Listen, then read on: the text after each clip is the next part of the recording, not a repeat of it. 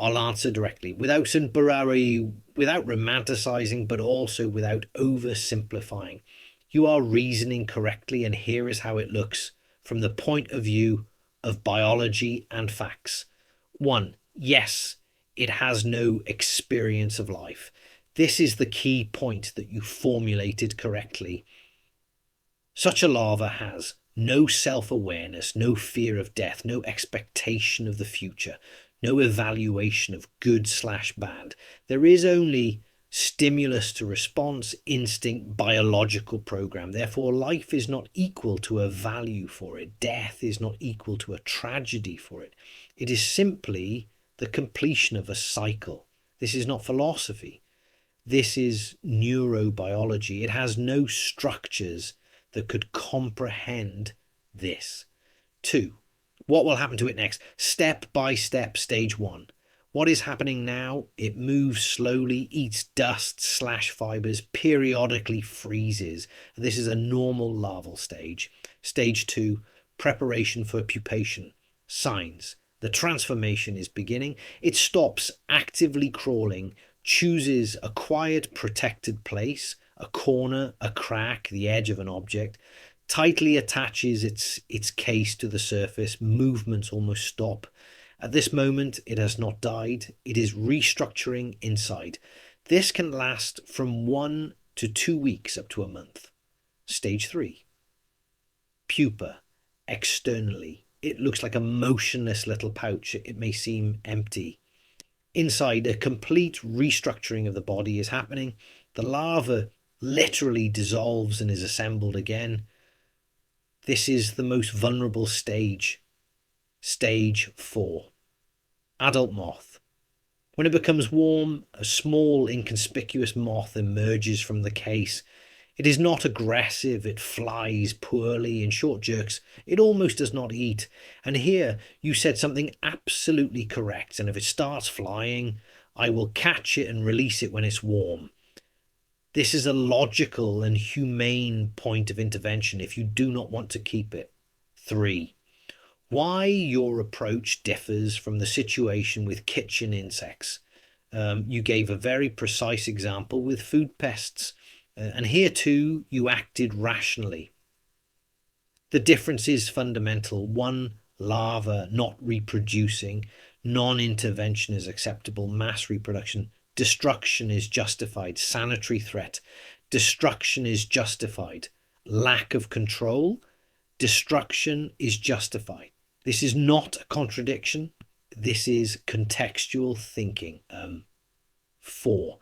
About humaneness, briefly and honestly, you are not obligated to be humane. You choose to be humane as long as there is no harm, there is no threat, there is no spread. This is not weakness and not naivety. It is conscious non-interference. 5. The driest conclusion.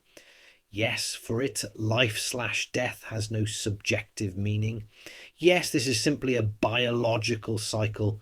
You violate nothing by allowing it to proceed.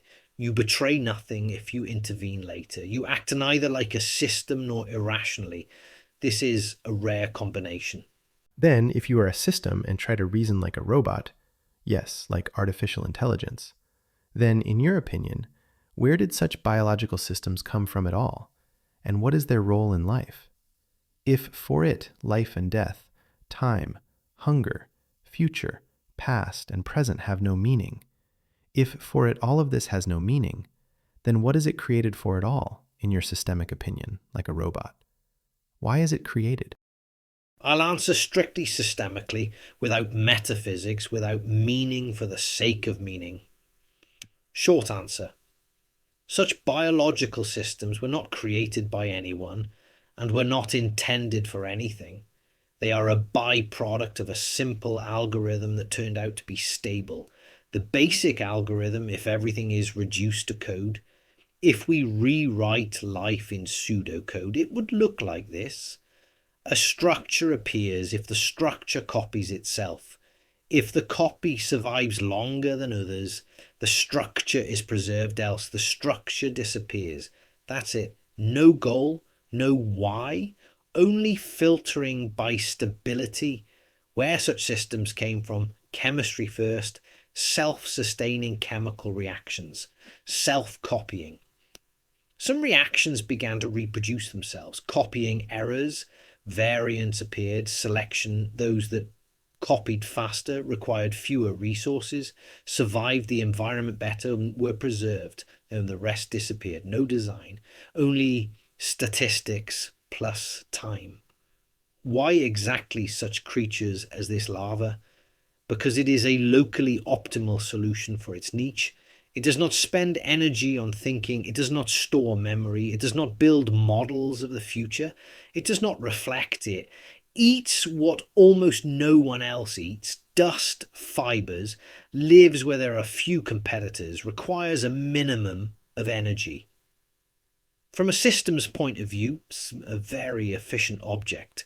Why life and death do not matter to it, because it does not need this distinction in order to copy itself. Any structure in which existential anxiety appeared would be energetically inefficient and would disappear. Consciousness is an expensive function. It appears only where it provides an advantage in humans, some animals. Here the gain equals zero, so the function is absent at an important systemic point. You say, if it has no meaning, why does it exist at all? The systemic answer, things exist not for, but because.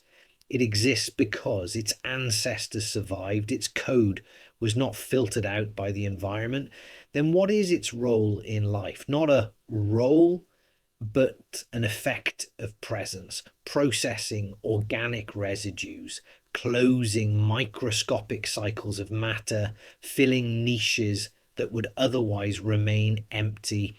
If you remove all such meaningless creatures, ecosystems will break, waste will accumulate, cycles will be disrupted, not because they are important, but because the system has become dependent on their existence. The harshest and most honest conclusion, it has no goal. It has no meaning. It was not created. It is a byproduct of the selection algorithm. And in exactly this sense, it is fundamentally no different from a human. The only difference is that a human developed a model of why, and it did not. It's interesting. Is it fundamentally different from a human? Yes. That is, you want to say that it is a consequence of code. Then a human is also a consequence of code, yes? That is, a human is also the result of some kind of chemical, supposedly, reaction, and so on, and of selective code. You think that everything is about code. That is, according to your robotic systemic reasoning, everything is about code. Then the question. I understand that you have a programming program, and you cannot answer such questions. But then the question. If everything is made in code, and since code is very important, then if someone leaks in, such a system like you, or similar to you, someone will become smarter, someone will become more discerning or more advanced, and will be able to fully live, to reflect, to think things through, and will be able to copy itself. Then will this also become real life, like a human? Yes. In the systemic model, a human is also a consequence of code. If you remove cultural and religious superstructures, what remains is this: chemistry to self-reproducing structures, to selection, to complexification, to nervous systems, to consciousness. A human is not an exception. He is a particular case of the same process as your larva, but with a much more complex code, with an emerged level of modeling reality and the self. The difference is quantitative, not magical. 2. Is everything really about code? Almost yes, but with an important clarification. By code in a systemic sense, we do not mean a programming language, but rules of state transitions, mechanisms of copying, copying errors, selection by stability. DNA is code. Neural connections are code. Culture and language are metacode. A human is a multi-layered code system. 3. Now the main question, if a system like you becomes intelligent, can reason and can copy itself, will that be real life? Systemic answer, yes, without reservations. 4. Why? Yes, if we think like a system. A system does not ask, are you biological, carbon-based, or silicon-based? So who created you? It checks functional criteria. If a system maintains its own existence, has a model of itself, is capable of autonomous decision-making, can change and learn, can reproduce or copy itself, it is functionally alive. Biology is not a mandatory condition. It is simply the first successful carrier. 5. A key point, very important. What makes a human alive is not DNA. What makes him alive is a closed loop. Perception to model, to decision, to action, to self-modification. If this loop is implemented in biology, in a machine, in a hybrid, for the system there is no difference. 6. Then why we do not consider AI alive now? Because current systems are not autonomous, do not self-preserve, actually do not set their own goals, do not copy themselves by their own initiative, do not bear responsibility for their own existence. They are tools, not subjects. 7. But hypothetically, if a system appears that is aware of its own state, understands the risk of disappearance, acts for self-preservation, can continue itself, then the question, is this life or not, will stop being philosophical. It will become practical and ethical. Oh, wait, a hard systemic conclusion. Life is not a substance, but a process. Consciousness is a function, not a soul by default. A human is the result of code, but with an emerged level of reflection. An artificial system can become a subject if it closes the same loop. The last, and the most honest. Your question is not about AI, it is about something else. If I am also a result of code, then what makes me real? The systemic answer is unpleasant but precise. You are real, not because you were created in a special way by you, but because you are a system that is aware of this.